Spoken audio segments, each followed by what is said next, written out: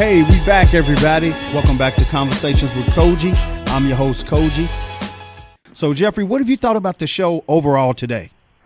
I think it's excellent. I think that we brought vital attention to the wrongful conviction of J.J. Velazquez. We've covered other wrongful conviction issues, which I think serves the purpose of illustrating to the public that wrongful convictions is a prevalent problem. It's not isolated. It's much more widespread, and we've even had some practical advice for people who may be currently wrongfully in prison now. I think it's had a little bit of everything. It's great.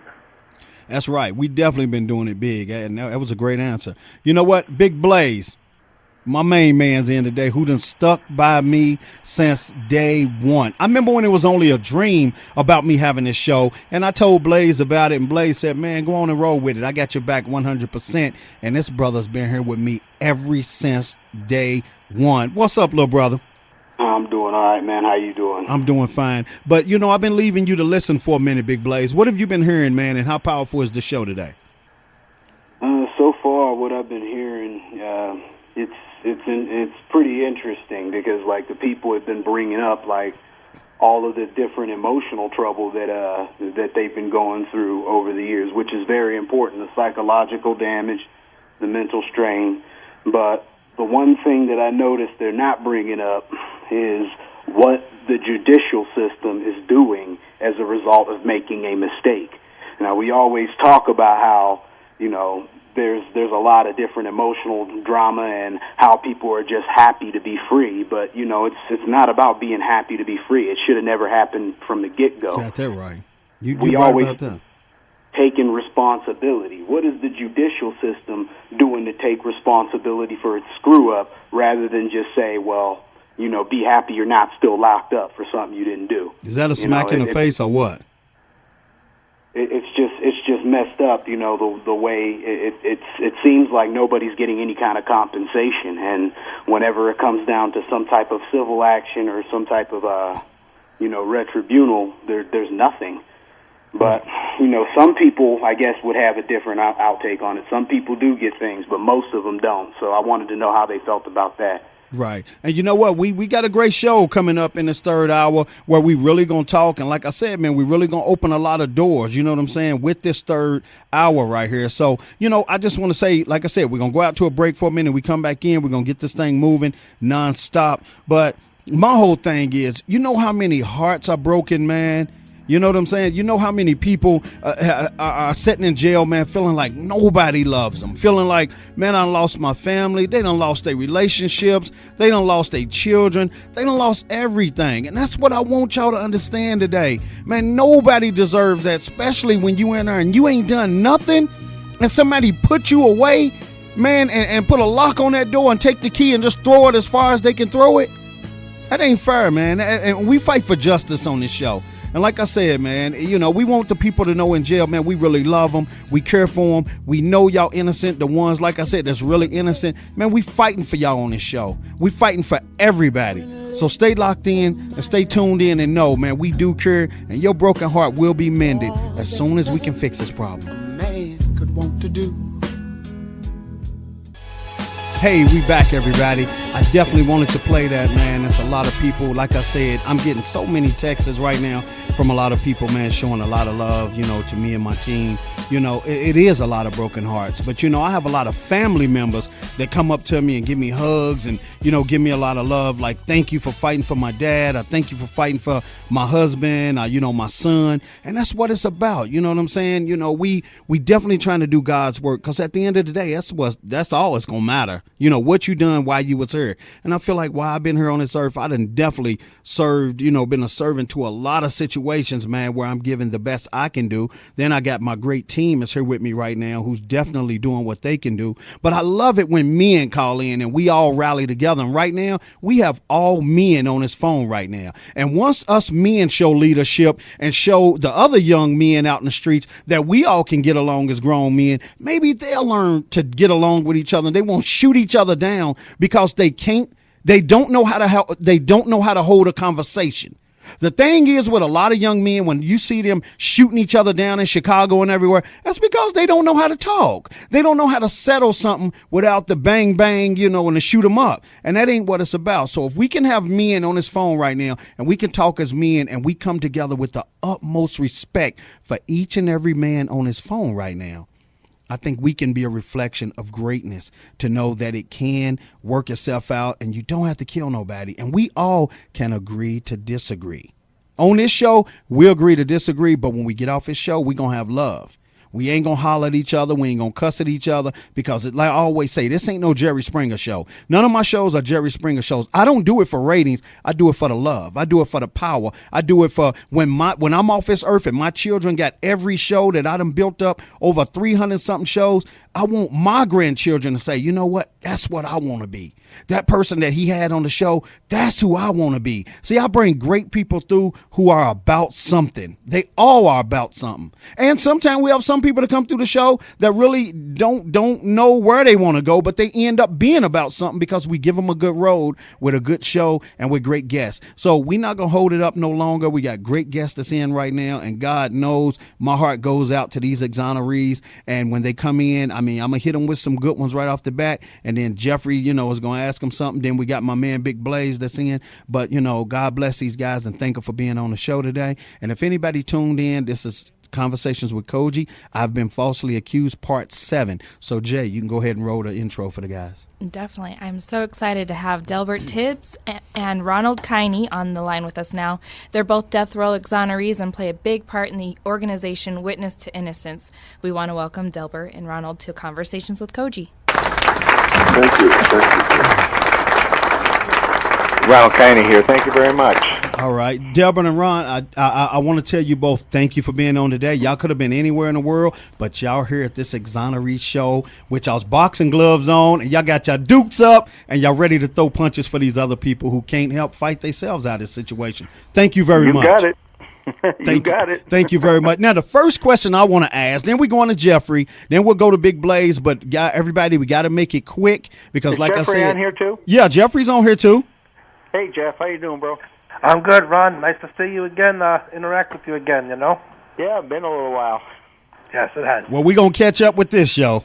Definitely. We're going to catch up. Now, I want to ask Delbert and I want to ask Ron one at a time. We'll go with Delbert first, then we'll go with Ron, then we're going to move to Jeffrey. We'll move on. My question I want to ask, people think they understand hell on earth and hell while they free. What's hell in prison when you ain't done nothing to be there? Starting with you, Delbert. Well, I could say if you haven't been to death row, you probably haven't been to hell yet, because that's kind of that's the best analogy that I can think of. While you're still on earth, you go to hell. When you go to death row, and you're innocent, as you said earlier, you can understand if a person has committed a crime. They understand it, whether they accept it or not. So, well, yeah, I did it. So, society's punishing me. Society's dealing with me. That's right. But when you didn't do it, it's like up becomes down, and down becomes up, and the world is crazy, and you don't, so it really has an awful effect on you, mentally, spiritually, every kind of way. And as you also alluded to earlier, also on the family, on the people who love you and that you care about. And that's what that's like. And I would also like to commend you, Mr. Cogee, for this show and for what you're doing to try and shed a light on the criminal justice system in America. Sometimes we say on the criminals in the criminal justice system in America. Yes, sir. Thank you very much. I do appreciate being here. Thank you. Thank you, sir. And believe me, you always heard me say it's me and a collective team of people. It's a lot of us. I mean, it's a lot of people backing me that, help me to be great for you guys. You know what I'm saying? And vice versa, me for them. So thank you, sir. I do appreciate it. Ronald, you want to answer that question? Hell on earth. Yeah. When you're young, kids and stuff, you have nightmares about monsters and ghosts and goblins and murders and stuff like that. And then someday you wake up and you're on the row and you got murders all surrounding you and stuff, and you ain't done nothing to be there. Right. It's a lot harder for a man to face an execution when he didn't do it. Yes, sir. You're right. Like about Delbert says, there is some solace in a man who, okay, I did the crime, so I'm going to do the time. This time the penalty's death, I'm going to have to do that. I got no choice. that. Right. Big deal. I ain't going to cry about it. I'm going to go out like a man. Yes, sir. But when you didn't do nothing, it's a whole lot harder to take. And what's even harder than that is I'm just talking one person, me. It's hard for me to take. My family and my friends, the friends who know that I would never do nothing like that. That's right. Friends that were with me when the murder happened, and I was 3 states away. And they know I didn't do that, and they got to suffer through that too, knowing that I'm going to my death when they know darn well that I didn't do it. It's a collateral damage. It's contagious. It spreads. Yes, sir. You're right about that. That was a great answer both of y'all gave. Jeffrey. Delbert and then Ron, bring us there emotionally. Even though I was sentenced for something I was innocent of, my sentence was life in prison, 15 to life. What is it like emotionally? I'm sure you guys can still recall it like it's yesterday. Hearing a judge sentence you to death. First, I couldn't. Are you there? I certainly am. I'm waiting for your answer. Yeah. At first, I couldn't believe it, and as I said, the whole deal for me was like. It was like something out of the Twilight Zone, if you're familiar with that show, or the Outer Limits. I mean, it was just, the whole world had turned upside down, and that was sort of the culmination of it, because I thought that they were going to throw my case out. They didn't have a case. I mean, there was one witness who had given a description of somebody who bore no resemblance to me, except we're both African Americans, right? And so when the judge pronounced that sentence, I mean, it just, the bottom fell out of the world, and it was just, I felt totally lost, totally alone, totally, lost. That's the only word I can think of. And of course, I quickly got myself together and began marshaling my psychological and spiritual forces to fight back. But it was devastating. It was absolutely devastating. Ronald. And continue to be for the next 3 years. And, wow. And I don't think a person ever gets past that, because you never forget it. Yes, sir. Ronald. My initial thing was shock. There were 3 other my bros that were all convicted at the same time, same crime. We all went to death row together. The first 3 days, we didn't even talk to each other. It was just incredible. We just couldn't believe that this happened. Not only are we going to die for something that we didn't do, but we just, at the same time, we got another shock when the judge said that of the justice system. There's something wrong with it. It failed. And that is really a shock in itself, because you figure somebody does something wrong, they go to jail, that's what happens. You don't think much of innocence, because people claim innocence. And when it hits you right in the face with this double whammy, and all of a sudden you figure, what can I do? There's nothing I can do. And you get people around you in the same circumstance. Now here's the thing too: you got to stand up and be a man down the row. You can't be crying like a little girl in your pillow and stuff like that at night. Weakness in prison will get you hurt or get you killed. Yes, sir. So you got to. Basically, I turned callous. I turned into an emotional ice cube. I didn't want to deal with any of this. There's nothing I could do about it. And I just have to make my peace with God. And I was mad at him for putting me there. Right.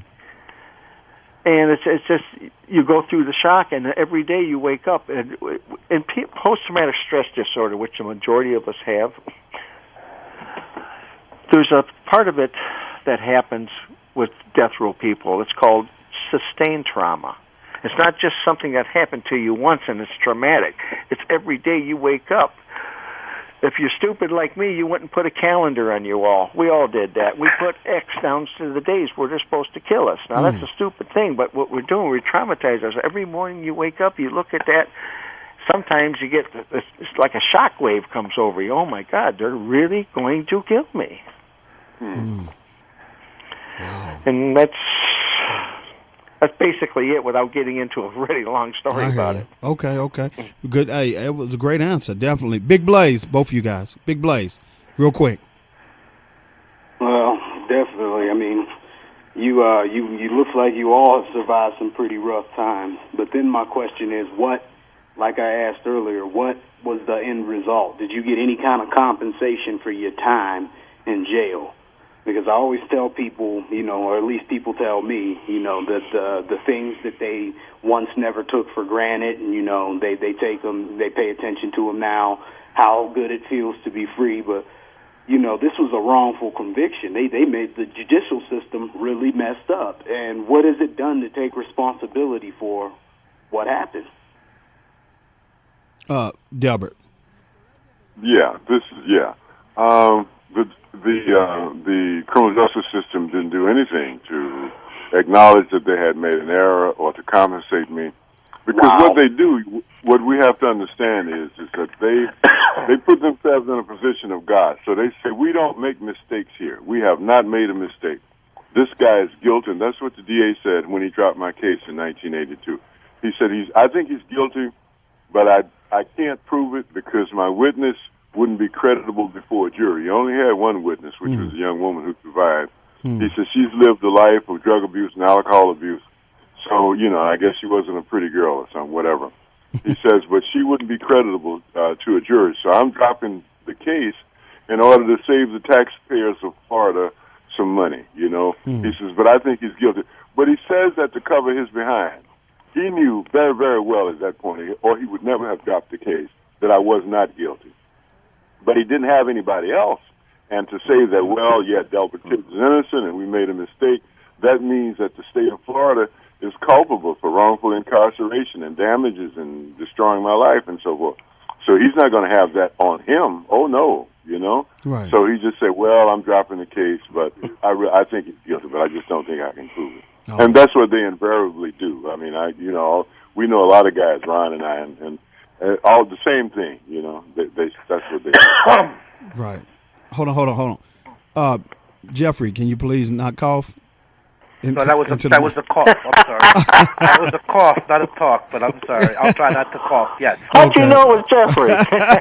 I knew it was Jeffrey. Now that I'm guilty of. Okay, that I am guilty of. So I have no problem with that. All right. So we apologize to the guests and everybody listening all around the world. So Ronald, it's on you now. Same question that Big Blaze just asked. Repeat the question, please. Big Blaze, repeat it, but short as possible. The question is, we realize that there was a mistake made by the judiciary. Okay, I got you. What are they doing to take responsibility for their mistake? There's 142 of us right now, 142 of us that have been exonerated from death rows in the United States since the early 70s. These are all people who went to death row, faced death, found out they were innocent, and let them out. Out of all these 142 cases right now, and I read a lot of these cases, I know of 6 where a prosecutor has actually said, oop, I goofed up. Mm-hmm. Now, in order to get compensation, a lot of these states, you can't get no compensation. They've legislated in. You can't sue them. And the ones that do, some of them are really stupid. Say, okay, we're going to give these people money. But they give you all these hoops you got to jump through. In one state, what you have to do is you have to get a pardon from the governor. So you go up to the governor and say, well, I need this pardon so I can get my compensation. And the governor will say, well, I can't pardon you if you're not guilty. Now, if you want to confess to it, well, then we can talk. Now, if you confess to it, you're back on death row. Oh. So this is the type of hoops of this catch-22 situation that they put in. Now, the government doesn't want to do anything about this. If you look up sometime, look at the recent Connick versus Thompson case that came out of Louisiana. Again, Supreme Court has affirmed very strongly that a prosecutor and his staff can do anything they want to, and they cannot be held accountable for it. Now, this is law. It sounds stupid. It sounds ridiculous, but look it up. It's the way it is. Now, these prosecutors, they don't want to come up and say they were wrong because they're going to tell the world, hey, I was incompetent. They're not going to go for that. So they constantly deny. And that's a big block in all the way of getting comp is getting them at least to admit it, and they won't do it. So compensation for most people is nothing but a myth. We have through Witness to Innocence, we're working on trying to get federal compensation, not just for us, for all exonerees. we figure if they did this to somebody, they should pay. They should at least pay. Some of these people have been in for 20, 30, 40 years. They don't know what a telephone is. They don't know how to use a cell phone. They don't know how to use a computer. They've done nothing but lay in their bunk for the last several years. They got to come out and compete in the job market with teenagers to work at Mickey D's. These people need some money. These people should get something. It's these services, money, something to help them out. But it's not forthcoming. You have to fight and fight and fight to get anything. That's right. Jeffrey. Yes, there is a website called the National Registry of Exonerations. Once again, the National Registry of Exonerations, which as of now lists 1,174 exonerations. It's a joint project of Michigan Law and Northwestern Law. They're still compiling it. They still haven't documented all of the wrongful convictions across the country. My question, Ron, to you is, in your view, in your organization's view, Witness to Innocence, have innocent people been executed?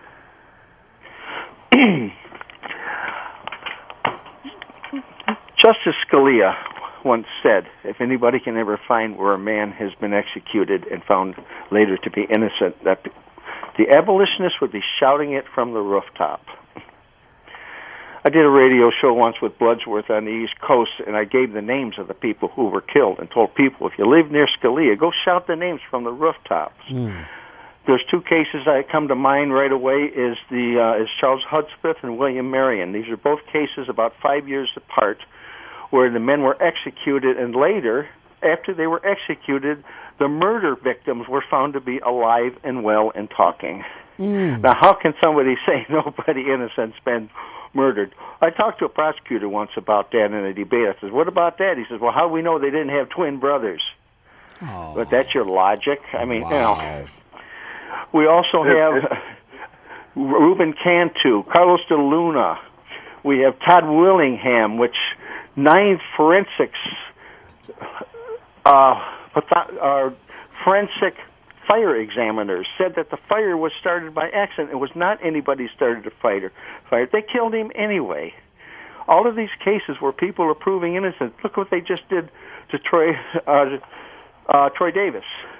Yeah. There's been many, many of these cases. Now, here's another thing. There's some we will never discover because once a person is killed, they close the case. Yeah, all the people, the abolitionists, all people like us that are trying to help these people, get them out, trying to save their lives. Once somebody's executed, I drop it like a hot potato, move on to a life I can save. I feel bad. I say some prayers. I got to shed a couple tears and move on to the next one. Yeah. Even with prosecutors, anybody in bed, these cases are dead and they're closed, just like the guy they killed. Even Stanley Tookie Williams, same thing. They told him if he confessed to it, they'll let him off death row. You know, they'll give him a pardon. But he didn't. He said, I didn't do it. Why would I confess to something I didn't do? And he went on and he got executed. This man was not the same man who went on the row in the first place.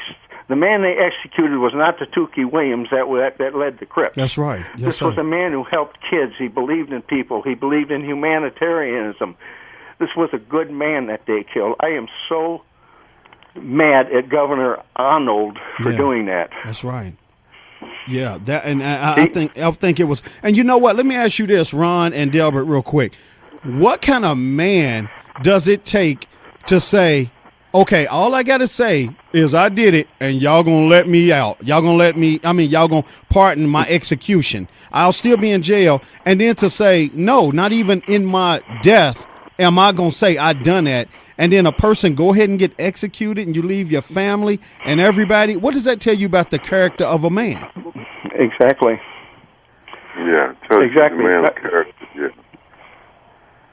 Well, that's obvious in such a situation, Cogee, that only someone who's innocent is going to do that. Is going to stand up. That's right. and be a man and say, you know what? Even though it costs me my life, I will not say that I'm guilty of something I'm innocent of. Who's guilty and is going to do that?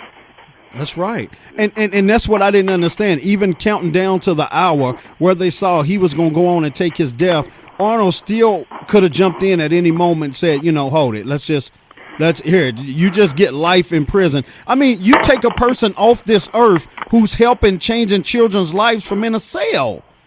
And we need all the help we can get with children of every color. And he turned his life around. He saw what he did. Not maybe that what he was in there before, but the way his life led him and the other things that he did. He was atoning for this. He was making up for it. Yes, and sir. he was a changed person. He was helping people. That's right. And they went and killed him. That's right. And I just, that's why this show means a lot to me and my whole team right here on the phone right now. But I want to ask you something, Ron, right now, and I want to see if I'm saying this right. What is prosecutable misconduct? Prosecutorial misconduct. Prosecutorial, yeah. Okay, can you explain that? 2/3 of all death row cases are, now this is shocking, so I want to say it again. 2/3 of all death row cases are overturned by the higher courts. The majority of the reason is prosecutorial misconduct. That means the prosecutors broke the law. That means they did something wrong in the case. That means they cheated, they lied, they put up false testimony, false witnesses. This happens. Now, this is 2/3 of all murder convictions. This throws away the myth that somebody, well, we made a mistake. Well, how many mistakes can you make, And on every single procedure down the line, they make a mistake, make a mistake, make a mistake. But they keep on doing it as long as the Supreme Court will not hold them accountable. You can't sue them. You can't do anything to them whatsoever. They're going to keep doing this. Now, here's the thing, too. This happens a lot, this prosecutorial misconduct.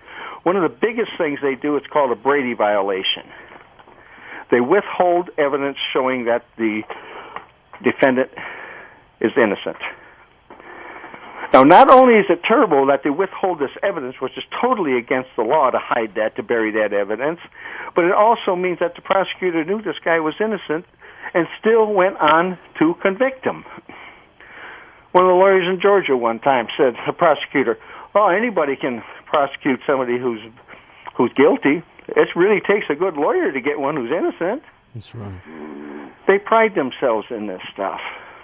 Wow.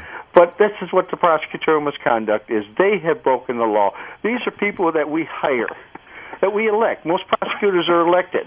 They're not. That doesn't mean they're good lawyers because they're the prosecutor. It means they won a popularity contest. They're a politician. That's right. They get in office, and how do they prove that they're a politician? They got to be tough on crime.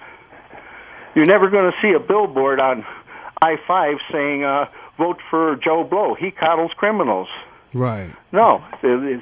Hey, I'm tough on crime. And to do that, they have to have these convictions. But how is it that exonerees can't get out and do a civil suit against these attorneys? Because you cannot do it. The Supreme Court has ruled that you cannot do it. Wow. So your life and is what just... their argument is that everybody's going to claim they're innocent. Everybody's going to sue, and they're going to bankrupt all these cities and states and everything. Well, I got another idea. How about doing something to these prosecutors and have them stop doing that crap to people, putting all these people away, filling up our prisons. That's right. Now, they use this method a whole lot in the smaller cases. They use it to get crackheads off the street, other undesirables, poor people, minorities, whoever they don't like, they can use this for because they know we don't have the money to come back and fight them.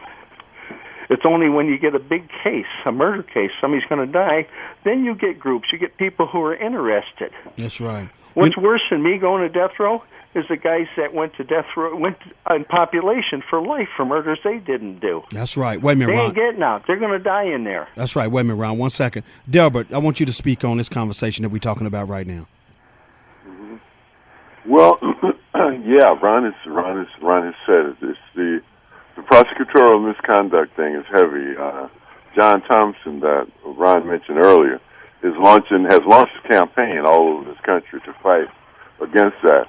But it's not an easy thing to do. What we got to remember is that the state has all of the ammo, so to speak. They have all the resources. They can put as many investigators and as many lawyers that can block you. They can do all kinds of stuff. People have often asked me, well, why didn't you sue? I said, because I didn't find anybody who wanted to go up against the state of Florida pro bono. particularly a lawyer from Florida who has to practice there, and he's licensed by the bar of Florida, and he's going to be in and out of the courts and that kind of stuff. So it's really, really, really, really difficult to get that kind of thing going. And as I believe Ron said, if you get an organization or something like the Innocence Project or something like that, and you get people to work with you, then sometimes you're able to fight back and you'll launch something. I think something is going to happen from John Thompson's efforts. The state of Louisiana had awarded him $12 million or something, and I believe it was Clarence Thomas who held it up and said that it wasn't proven to his satisfaction or some kind of crazy stuff like that. But the man spent 12 years or thereabouts on death row for a crime that he did not commit, and it was proven that he didn't commit it. And that story can be told over and over again. That's what people mean when they talk about the criminals in the criminal justice system. It is. America's criminal justice system is terribly flawed from one anywhere within these 50 states that you go, particularly where they have the death penalty. You know. But let me say this real quick. Then Jeffrey, get ready to come right in. Then Big Blaze. When you throw people's lives away like trash, and then you let them out, even if they're exoneree and they've been in for so many years. Exonerees are still set up for failure once they get out because they angry, they uptight, they know they've been done wrong, they can't get a job. What else is it left to do than to be violent or angry or do something illegal? Can you speak on that, Delbert? Can I answer that one? This is Ron. Can I answer that? Okay, Ron, first, and then Delbert, real quick. Go ahead, Ron. Our organization, Witness to Innocence, all right, we are an organization of death row exonerees. We know when people get out that they can't get anything. It's so easy to turn to the dope man, pick up a gun, do something when you're hungry. Now, you got nothing coming when you walk out of prison. They don't give you nothing. If you're on parole or something, you got a parole officer, you got help for getting a job, place to stay, stuff like that. You got nothing. They try to cover their mistake. They kick you out the back door. With me, I got a prison jumpsuit on, and I don't even have 2 nickels in my pocket. And this is what they do. Now you got to walk out in the street and try to do something here. Excuse me. So what we do now is when somebody gets out, we go to them. Witness innocence. That's mine and Delbert's job. Is what we do, by the way. One of the things we do. Good job. We go to reach that man. We want to get to him before the dope man gets a hold of him, or he picks up a gun, or he goes down to that liquor store and drowns his sorrow there, or starts getting into drugs, or starts doing something that's going to get him back into prison. Right. We're kind of like a beacon. We're like a harbor light. We want these people, come to us. You got problems, come to us. You got money, you can't pay your rent, your car broke down, call us. Put in a request. We have an emergency fund. Delbert and I and several of us were speakers. We go out and we speak. We voluntarily put 15% of our money into an emergency fund just for that. Wow. Brother, you ain't got no food. Don't sit there and don't say nothing. Call me. That's right. I hear you. You know, and usually the check's there the next day. I hear you. I will quickly add to that and say that neither Ron nor I are living in luxury. I mean, it's still, you know, like for me, for me, it's from one Social Security check to another. But I will say this, and I believe this, and this is in keeping with the spirit of your show. Because of the work I do, because of the work that we do, God has blessed me immensely. You know, Ron and I both have spoken all over this country and all over and in other parts of the world, including in Europe and places like that. And you never get a lot of money. I tell people, if I were telling people how to lose weight or how to find a mate, I would, I could do a speaking thing and get paid $2,000 or $3,000. Well, I don't. We don't get that kind of money, but it keeps me going, and I've been bountifully blessed for this because of the work that I do. I'm sustained. I don't get everything I want, but I get everything that I need, and that's the hand of God, I think, because the work that we do, and that you're doing, I think is God's work. America needs to be told, hey, this is an evil thing that we're doing, and we need to do something about it. We need to change. That's right. Jeffrey. Yeah. Question for Delbert.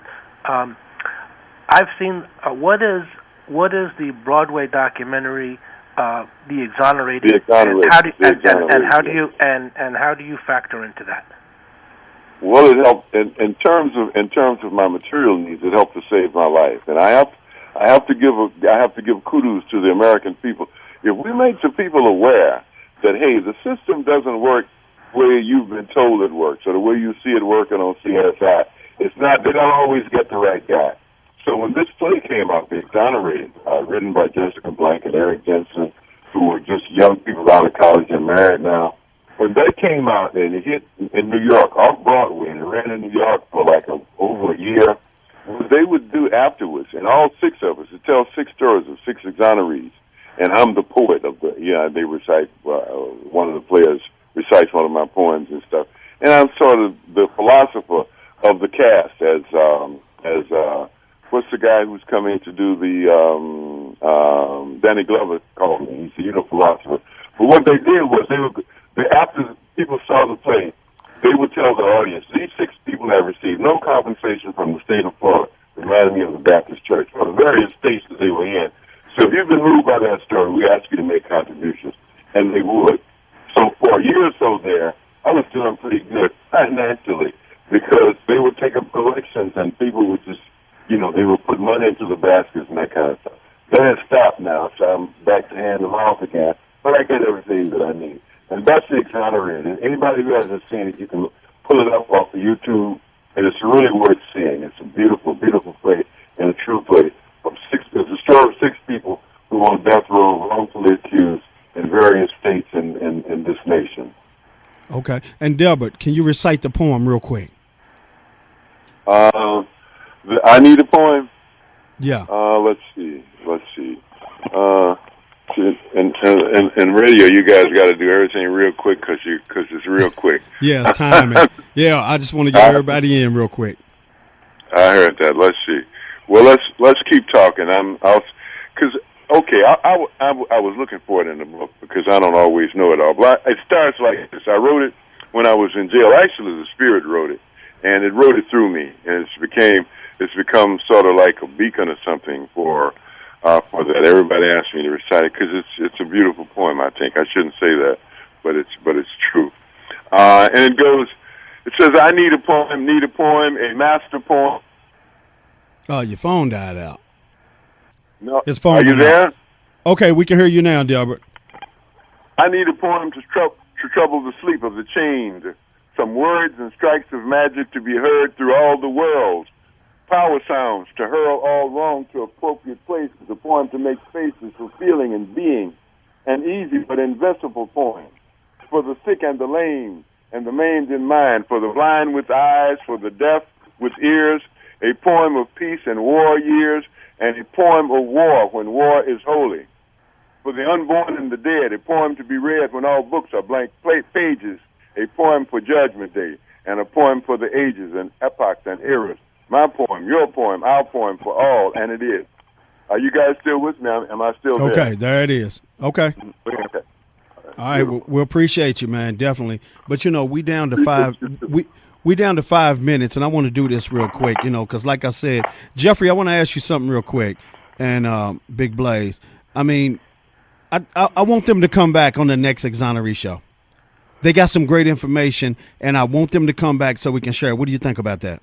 I think it's a great idea. I'd love in the next show to delve into more of the specifics of their cases because I think that it'd be great to educate the public on that. These men have stories, and it's great for them to get it out there. I'm all in favor of it. Okay, and I agree with you on that. And one reason why I say I want them back, because I wanted everybody to see their spirit. That's why I started out with the show. I wanted them to see that these are human beings right here on this phone. They have feelings, man. They have pain. They have everything. You know what I'm saying? And why should they be overlooked or neglected? You get what I'm saying? But a lot of people are being overlooked and neglected. And I just wanted to show their character on this first show. You get what I'm saying?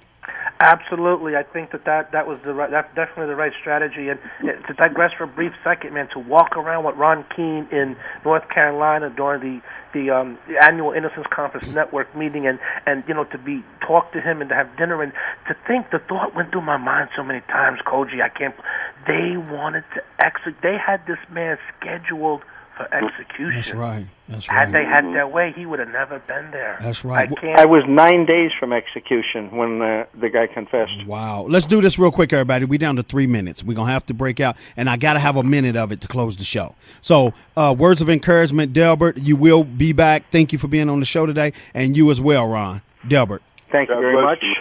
Words of your crew. Thank you. Okay. All right. Y'all got any words of encouragement real fast to our listeners? Keep on doing what you're doing, and I hope everybody keeps listening to Conversations with Cogee because they'll hear something. I hear you, man. I appreciate that, People Ron. that are listening to this, don't sit on your hands after you've learned some of this stuff. Get out and do something about this. Save somebody else's life.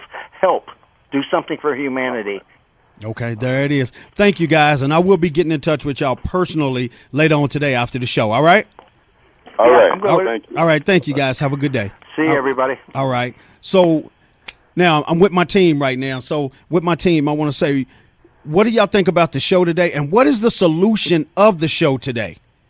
My solution is, I think it was awareness and information. I think we got that out there with everybody. And, you know, the way we ask the questions, we hit them from so many different angles. I think we serve the purpose to everybody around the world. Jeffrey, what you think?